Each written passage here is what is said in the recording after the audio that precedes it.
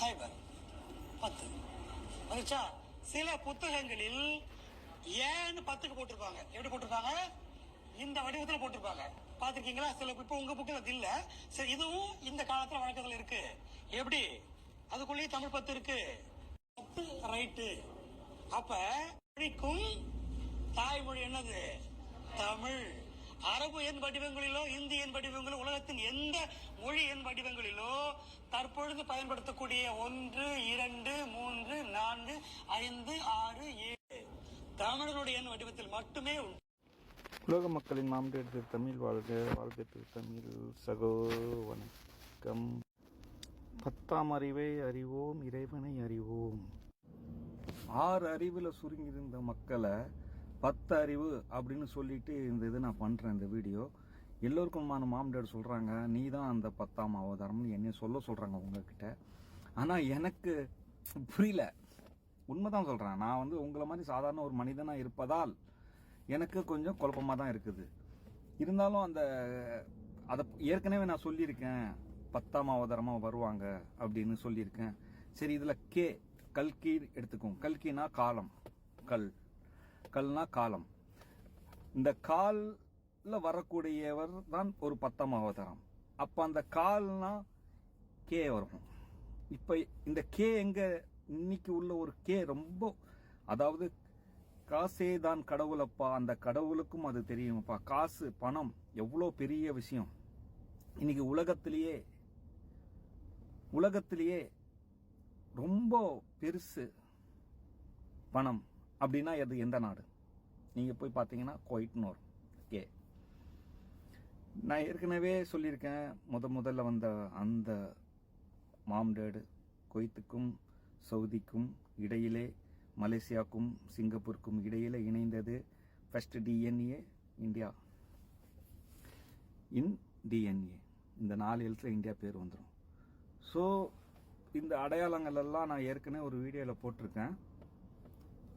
இந்த அடையாளத்தை இணைச்சி இந்த நாட்டிலேருந்து நான் அவதாரம் எடுத்து பேசுகிறேன். அதுவும் எப்போ பேசுகிறேன்? 2020 கொரோனா காலத்தில் தான் அது என்கிட்ட வந்தாங்க, என்னை உணர வைத்தாங்க. இப்போ உணர்றது தான் அவங்க டைரெக்டாக பேசிட மாட்டாங்க அவ்வளோ ஈஸியாக. அவங்க நம்மளை சுற்றி இருக்கிற விஷயங்களை உணர்த்துவாங்க.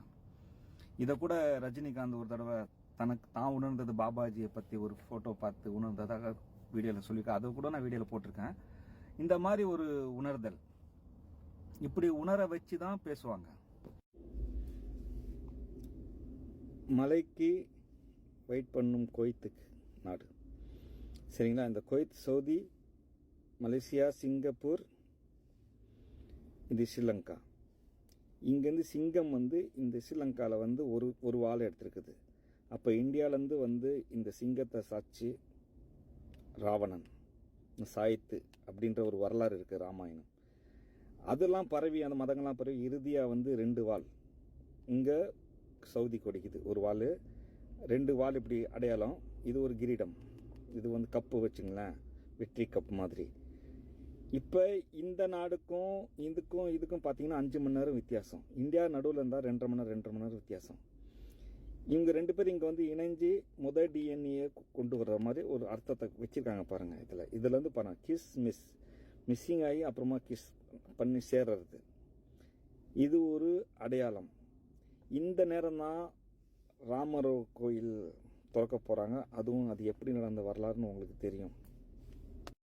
ராமர் கோயிலை இடித்து பள்ளிவாசல் கட்டி, பள்ளிவாசல் மறுபடியும் இடித்து இன்னைக்கு ராமர் கோயில் கட்டி, இன்னைக்கு ராமருடைய வெற்றி, ஜெய் ஸ்ரீராம் வெற்றி அடைந்த அந்த ஓசை, ராவணனின் வெற்றி அடைந்த ஓசை, அந்த ஓசை கேட்கும் இந்த காலத்தில் பாருங்க, நான் சாதாரண ஆள் தான். ஆனால் எனக்குள்ள அவங்க எவ்வளோ விஷயம் காமிக்கிறாங்க. அப்போ அந்த விஷயத்திலே அந்த முக்கியம் பார்த்தோம்னா ராவன் 10 அறிவு. இப்போ ராவணன் எடுத்துக்கிட்டா 10 தலைன்னு சொல்லுவாங்க. இப்போ தமிழ்காரங்க புதுசாக அது அறிவியலில் வராதுன்னு 10 கலைன்னு சொல்கிறாங்க. 10 அறிவை பற்றி பேசியவன் ராவணன். அவன் ராமன், இவன் ராவன்.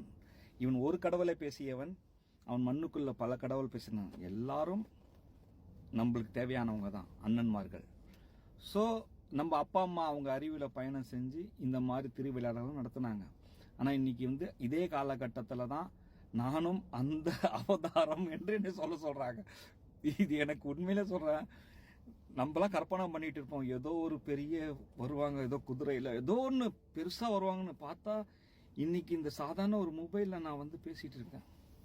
ரொம்ப ஆச்சரியமா இருக்கு. ஆனா இன்னைக்கு உலகமே இதுக்குள்ளதான் இருக்கு, கையில தான் இருக்குது. கையில் என்ன கொண்டு வந்தோம் கொண்டு செல்ல நம்ம கிருஷ்ணர் சொன்னாரு. ஆனா அதாவது அவர் சொன்னது என்னன்னா, எதை கொண்டு வந்தா இழப்பதற்கு கொண்டு செல்வதற்குன்னு. ஆனா அவரு இன்னி வரைக்கும் அவரை பத்தி நம்ம பேசுறோம்னா, அவர் அறிவை கொண்டு வந்தாரு, கொடுத்துட்டு போயிட்டாரு நமக்கு.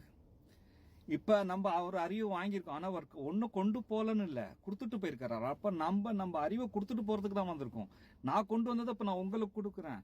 நீங்க இதுல இருந்து தொடர்ந்து பார்த்து நீங்க இதுல இருந்து பலனை அடையணும்ன்றது நான் எதிர்பார்க்கிறேன். இல்லைன்னா அவங்களுக்கு ஒரு பிரச்சனையும் கிடையாது. நீங்க ஃபில்டர் செய்யப்படுறீங்க, மறுபடியும் நீங்க போய் நரகத்தை அனுபவிச்சுட்டு திரும்ப வருவீங்க என்னை தேடிட்டு. இதே வீடியோவை நான் எங்கேயாவது இருப்பேன், திருவள்ளுவர் எப்படி தேடி கண்டுபிடிச்சாங்க அந்த மாதிரி. அப்போ தேடுவீங்க, ஆஹா இந்த தமிழ் சார்னு ஒருத்தர் ஒரு வீடியோ பண்ணிட்டு இருந்தார், அவர் பேச்சு கேட்காம மண்ணுக்கு போயிட்டோமே, நரகத்தை அனுபவிக்கிறோமே, அவர் சொல்றதெல்லாம் மறுமையில இருக்கே அப்படின்னு மறுபடியும் நீ தேடுவீங்க. அதனால நான் சொல்றேன், கண்டிப்பா ஃபாலோ பண்ணுங்க, பாருங்க, எல்லாம் உங்க நன்மைக்கு தான். நான் லைக்காக வீடியோ பண்ணல, உங்கள் மறுமையின் லைஃப்காக வீடியோ பண்ணிட்டு இருக்கேன். ஓகே, பாருங்க.